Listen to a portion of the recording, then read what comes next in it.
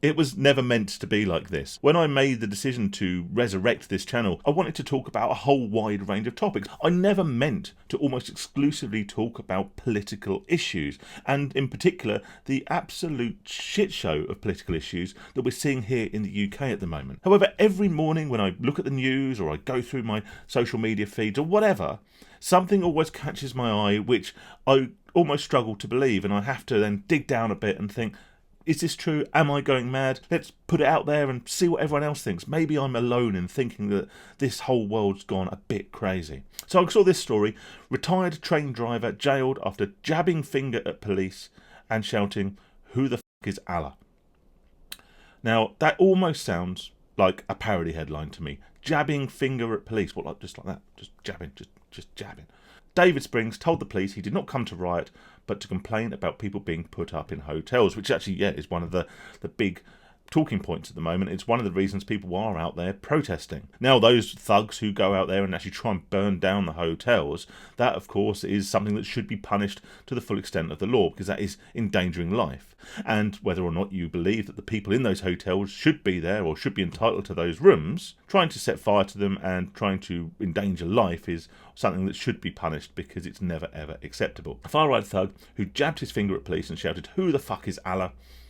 Presumably to the classic Smokey and later Roy Chubby Brown song, "Alice, Alice, who the fuck is Alice?" 24 years I've been living next door to Alice, Alice, oh that fuck is Alice. Has been jailed for 18 months. Now, we spoke yesterday, didn't we, about the guy who got 8 weeks for posting some supposedly offensive remarks on some images on Facebook.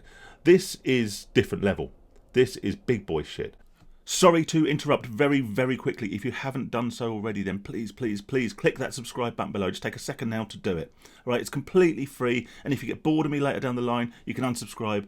No dramas, all right? No hard feelings. There'll also be a link down there to buy me a pint, if you so wish. It says in the URL, buy me a coffee. But in this hot weather, there is no way I'll waste any of your generous donations on that caffeinated rubbish. Finally, if you like the video, give it a thumbs up. If you don't like the video, give it a thumbs down, and use the comment section to tell me how amazing I am, or tell me that I have no idea what I'm talking about and it's a whole load of rubbish. Right, back to the video. He has been jailed for 18 months, the year and a half of this man's life, for chanting, "Who the fuck is Allah?"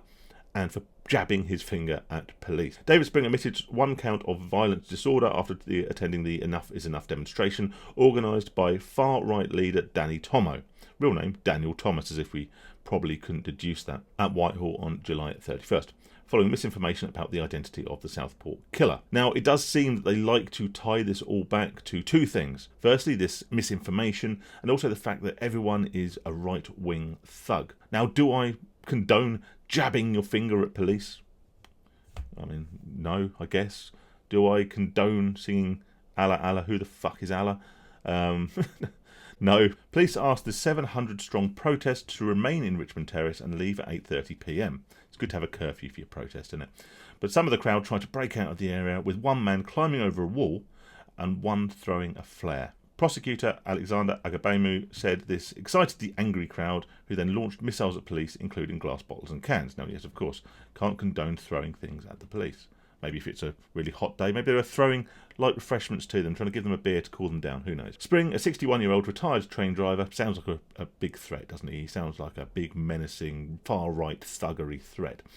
Was one of those at the front of the crowd, appearing in press photos of the protest, which showed him screaming at police. Wearing a short-sleeve Ralph Lauren shirt, as if that is indeed the uniform of the far-right thug, and a black backpack, Spring of Longfellow Road in Sutton could be screaming "fucking wanker" and "cunt" at officers in riot gear, then singing "You're not English anymore." Presumably, "You're not English, you're not English, you're not English anymore." Spring's defence counsellor, Piers Kiss Wilson, who obviously did an amazing job to get this bloke off with the menial 18 months of his life behind bars, said he was previously a man of exemplary good character and he had felt embarrassed and ashamed at seeing himself in a video surrounded by younger men. That's normally the calling card of the BBC, isn't it? An older gentleman being surrounded by younger men. But anyway, I digress.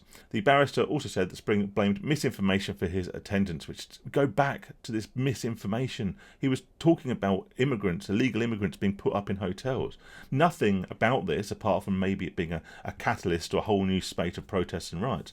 None of this is talking about the Southport murders, which is where this sort of so-called misinformation stems from. This was about migrants, illegal migrants, being put up in hotels and being funded by the British taxpayer. This is what this guy was angry about. This is why he went to protest. Did he go too fast with the jabbing and the chanting? Borderline. Is it 18 months in prison worth?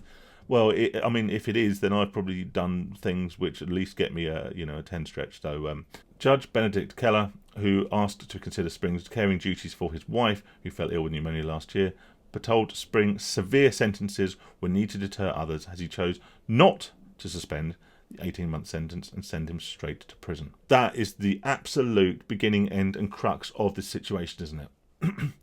He's decided not to suspend his sentence, which, let's face it, most people in these instances receive. Well, a suspended sentence is quite a heavy sentence quite often for these sorts of acts. Quite often it might just be a community order, it might be a sort of public banning order, whatever. But no, he's done this because he wants to deter others. I'm basically echoing the sentiments of Count Dankula here, who said that this is just disgusting behaviour on behalf of the courts. The fact that they imprisoned a guy yesterday, well, I reported on it yesterday, for reposting Facebook images, they actually put him behind bars. Just sort of think about that for a moment. Someone's put behind bars for sharing images and commenting on images online. He wasn't directly inciting violence. He wasn't calling for people to go and burn down hotels or attack police. This guy, a bit more proactive in his misdemeanours. He jabbed his finger at police and he shouted a few hurty phrases. And now he's in prison. Bear in mind, he has a family. He has a wife who needs care, who he is the primary carer of. And they've decided the best thing to do is put this so-called far-right thug behind bars for a year and a half at the age of 61. That could be a fair proportion of his remaining life. And to do what? To try and deter others from jabbing their... I know I keep going on about the jabbing finger thing, but I think that's the crux. Look, it's got to go back to the top of the article. And the title, it reads like something that you'd read in like The Onion or one of those sort of, spoof parody kind of news outlets. Retired train driver jailed after jabbing finger at police and shouting, "Who the fuck is Allah?" It reminds me of Rowan Atkinson, the famous actor who famously played Mr. Bean, and amongst loads of other characters that people seem to forget about when talking about him. And he went on and gave an address where he spoke about free speech. And one of his sketches from Not the 9 O'Clock News was a black gentleman who, obviously a fictional one, who was being tried on a load of trumped up charges, including walking about all over the place and stupid stuff like that. And we are getting closer and closer and closer to that when we're seeing a 61-year-old guy, a family man, who, yes, he's gone out and he's got a bit leery and a bit out of control, but no more than we would see maybe in the streets on a Saturday night after kicking out time, or outside of a football ground, or whatever.